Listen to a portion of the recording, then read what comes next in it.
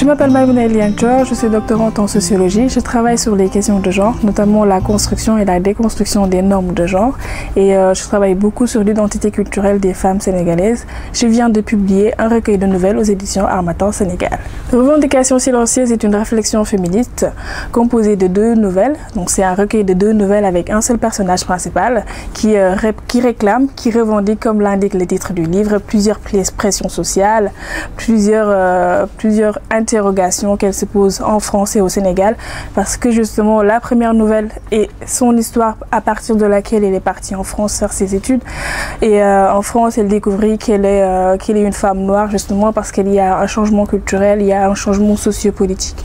En France elle eut besoin de pratiquer, mais d'une façon moins mécanique, sa religion, parce qu'en fait le personnage principal revient très souvent sur la façon de pratiquer la religion au Sénégal, parce qu'il y avait les voisins, il y avait les parents, il y avait les chants des muezzins qui s'entendaient partout. Donc il y a une présence de l'islam, une présence de la religion au Sénégal, alors qu'en France, elle n'en entendait pas d'appel à la prière.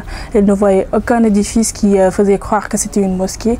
Et pourtant, elle avait besoin de quelque chose, elle avait besoin d'un socle. Donc en France, elle pratiquait la religion de façon moins mécanique, mais beaucoup plus spirituelle.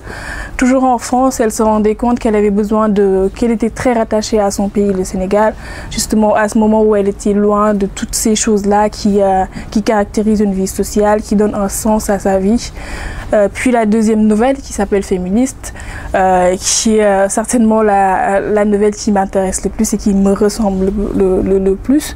C'est cette partie où elle revient au Sénégal, elle rentre au Sénégal après ses études en France, où elle se voit tout le temps obligée de répondre à la question: mais pourquoi tu rentres au Sénégal? Pourquoi tu n'es pas resté chercher un très bon travail, une situation sociale, un bon mari, des enfants avec la nationalité sénégalaise?